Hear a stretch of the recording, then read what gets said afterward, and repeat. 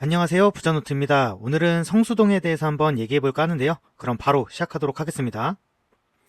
앞으로는 오늘처럼 지역에 대한 얘기를 많이 드릴 예정이에요. 전체 부동산 시장 분위기라든지 시황은 이전에도 많이 말씀드렸었거든요.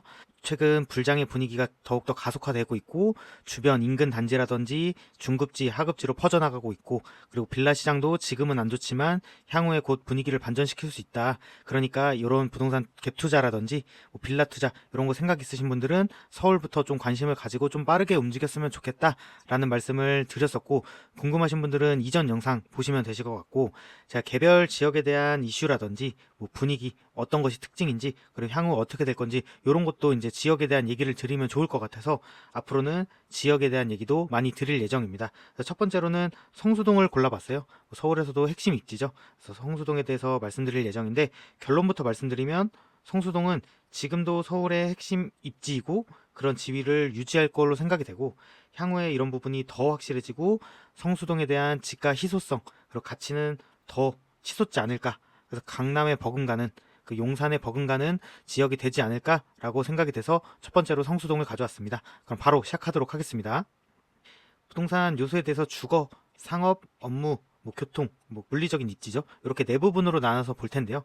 성수동은 이제 서울에서도 네 개로 나눴을 때 동부권이라고 보시면 되고 동부권 한강 라인부터 안쪽으로 들어가면 들어갈수록 이제 가격대가 빠진다. 중급지, 하급지 이렇게 내려간다라고 보시면 될 것 같고 성수는 그 중에서도 서울에서 맞붙어 있는 그리고 강변북로와 올림픽대로 그리고 강남 접근성이 가장 뛰어난 입지라고 보시면 될 것 같습니다. 그래서 옥수랑 비슷한 색으로 표시했지만 성수 전략 정비 구역이라든지 뭐 하이엔드 아파트 같은 경우에는 옥수랑도 거의 벽이 있죠. 그만큼 완전 고가 하이엔드 시장을 이뤄내고 있고 그 성수 안에서도 근데 또 격차가 있어요. 이런 하이엔드나 성수 전략 정비 구역이랑 2호선 위쪽 그리고 일반 기축 단지들과의 또 격차도 또 심한 편이다. 이렇게 내부에서도 이런 모습을 보이고 있다. 그런 지역이다라고 보시면 될 것 같습니다. 그래서 주거로 보시면 이쪽에 갤러리아 포레 그리고 아크로 포레스트 그다음 향후 지어질 부영 입지 그리고 트리마제까지 서울숲이죠. 서울숲 인근으로 하이엔드 주택 시장이 펼쳐져 있고 그리고 향후 초고층으로 정비 사업이 될 성수 전략 정비 구역이 이쪽을 따라가는 형상을 보일 것이다. 하지만 재개발에 또 한계도 있죠. 원룸을 좀 지어야 되는 경향이 있기 때문에 이런 하이엔드까지는 못 쫓아가겠지만 그래도 입지가 되게 좋잖아요. 강변북로도 바로 맞붙어 있고 한강을 거의 조망할 수 있는 위치다 보니까 이쪽도 이런 하이엔드에 어느 정도는 따라갈 수 있지 않을까라고 생각을 하고 있고 이 외에도 제가 안에서도 격차가 크다고 했잖아요. 이런 하이엔드나 전략 정비구역 외에 성수 롯데캐슬이라든지 성수 아이파크 이런 것들 2호선 위쪽에 단지들 기축 단지들하고 이쪽에는 또 갭이 있다라고 보시면 될 것 같습니다. 이런 서울숲 힐스테이트도 좀 인기가 좋고 하지만 또 하이엔드랑 비교할 정도는 아니죠. 이런 것들이 있고 뭐 장미 아파트나 이런 것들은 이제 재건축을 기다리는 이런 것도 위치하고 있다. 그리고 지도에서 보실 수 있겠지만 아파트 단지들이 뭐 비슷한 상급지인 반포처럼 몰려 있는 게 아니라 중간중간에 뭐 업무 시설이라든지 빌라라든지 뭐 지산이라든지 이런 게 군데군데 있고 아파트도 군데군데 펼쳐져 있는 모습을 보이고 있죠. 그래서 이런 부분에 대해서 정리를 해보면 성수동의 주거는 초고층 하이엔드랑 일반 기축 소규모 아파트 그리고 빌라가 대치하고 있는 혼재되어 있는 모습을 보이는 주거 시장이다라고 보시면 될 것 같습니다. 그리고 주거보다도 상업 업무로서의 지역 개발이 초점이 된 곳이고 그렇다 보니까 학군이나 학원이 매우 미흡한 모습을 보이고 있죠.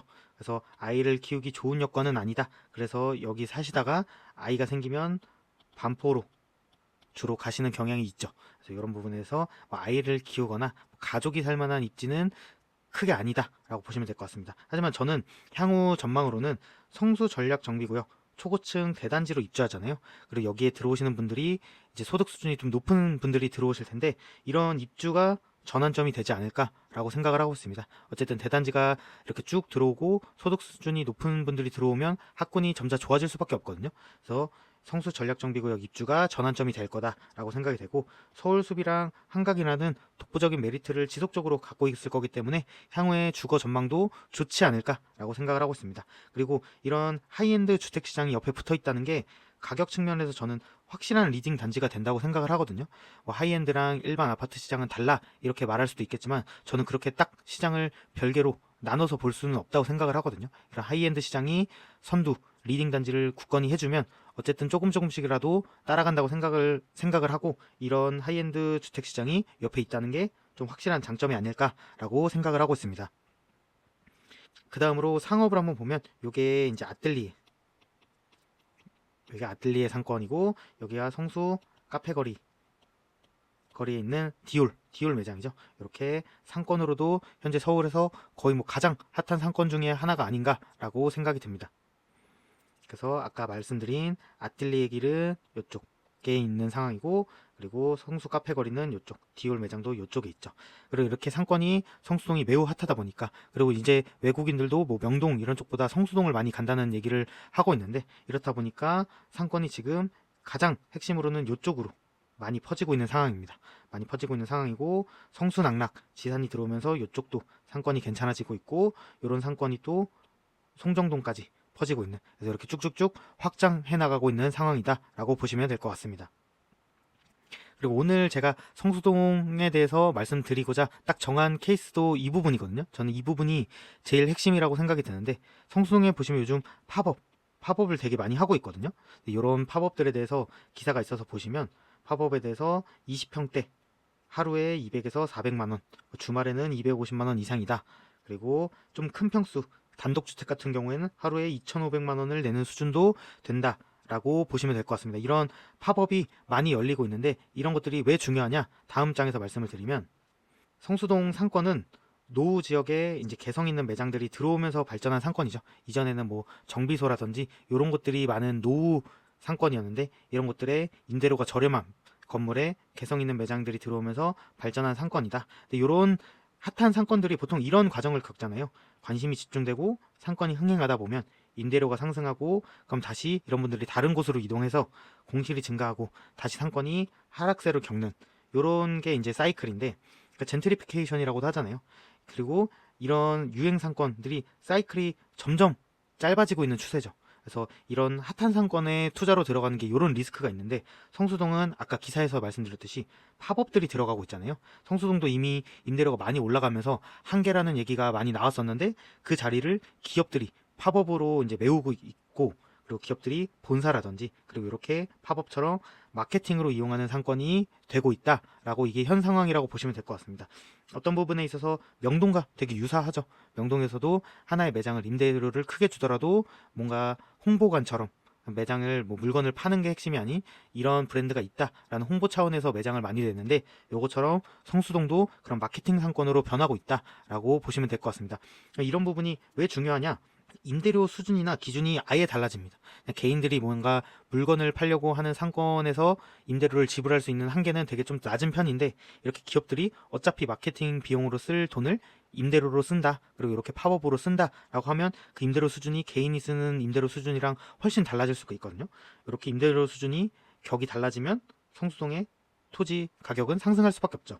그래서 다른 핫한 상권, 유행 상권과는 달리 성수동은 이렇게 기업들이 좋아하는 입지가 되면서 향후에도 격이 다른 상권, 그리고 토지 가치도 지속적으로 희소해지고 가치가 상승할 수밖에 없는 상권이 점점 되어가는 것은 아닌가라는 생각을 하고 있습니다. 전망이 상권 쪽으로도 밝다라고 보시면 될 것 같습니다. 오히려 성수동은 하이엔드 주택이 아니라면 이런 뭐 성수 전략지구 재개발 투자도 있지만 주로 땅을 보고 투자하는 게 더 좋지 않을까라는 생각을 하고 있습니다.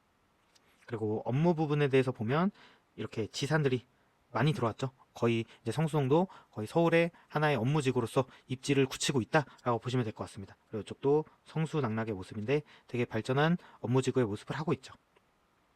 그리고 하나의 또 메리트는 여기가 이제 서울에 몇 안 남은 중공업지다 보니까 그런 혜택이 많고, 그런 혜택을 기반으로 지산도 많이 들어왔고 업무 기업들도 많이 들어왔다라고 보시면 될 것 같습니다. 그리고 더 확대되고 있는 상황이죠. 사이드로 다 확대되고 있는 상황이다 라고 보시면 될 것 같습니다. 성수 개발진흥지구 이쪽에 우측에 있는데, 이것뿐만 아니라 아까 보여드렸다시피 성수는 중공업지잖아요.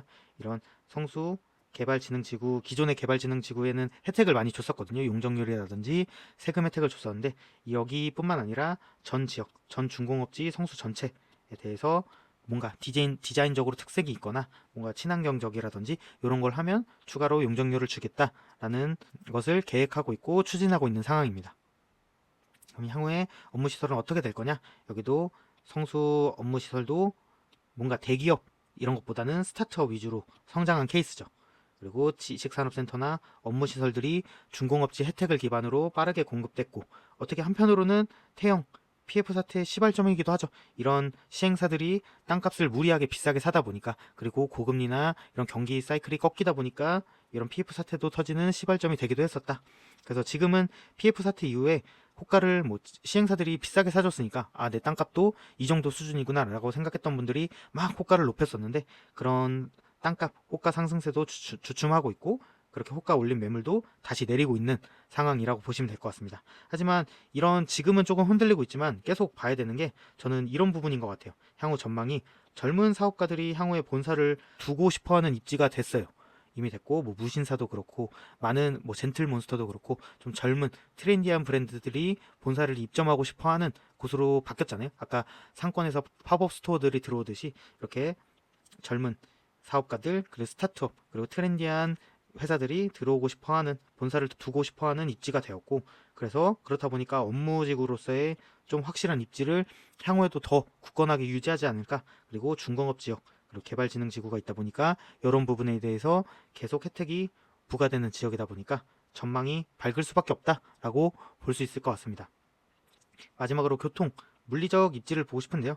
일단 한강과 가깝고, 그리고 서울에서 핵심은 도로교통, 요 강변북로랑 올림픽대로를 얼마나 빨리 탈 수 있느냐도 핵심인데, 그런 부분에 있어서 되게 좋은 상황이죠.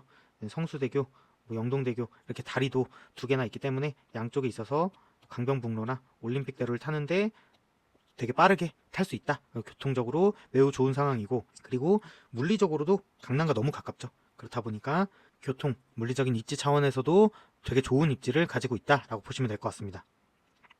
그래서 교통, 물리적 입지는 일단 물리적으로 강남과 접근성이 너무 우수하고 입지가 거리가 너무 가깝다, 너무 좋다라고 보시면 될 것 같습니다. 대교가 두 개나 있죠. 그리고 아까 말씀드렸다시피 강변북로, 올림픽대로를 이용하기 매우 편리하다 보니까 도로교통이 매우 우수하고, 지하철 교통도 거의 도로교통뿐만 아니라 좋은 상황이죠. 2호선 순환선이 있고 수인분당선으로 또 강남을 빠르게 갈 수 있으니까 도로교통에 버금갈 정도로 지하철 교통도 나쁘지 않은 상황이다 라고 보시면 될 것 같습니다.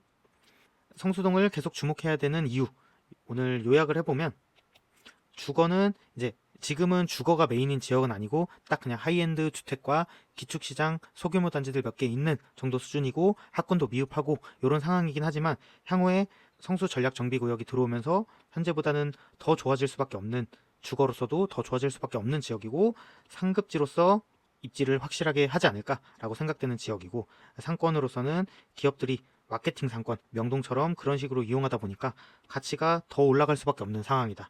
그리고 업무직으로서도 기업들이 본사를 위치하고 싶은 입지가 되고 있고, 그렇다 보니까 서울의 강남, 여의도, 종로와 함께 업무직으로서 확실한 입지를 다져가고 있다. 앞으로도 더 그렇게 될 거다라고 생각이 들고, 그리고 바꿀 수 없는 입지, 교통에 대해서는 강남과 너무 가깝고 도로, 지하철 모두 우수한 상황이다. 이렇다 보니까 향후 전망을 해보면 서울에서도 아까 맨 처음에 결론에서 말씀드렸다시피 핵심 지역 입지를 다질 것이고 더 좋아지지 않을까.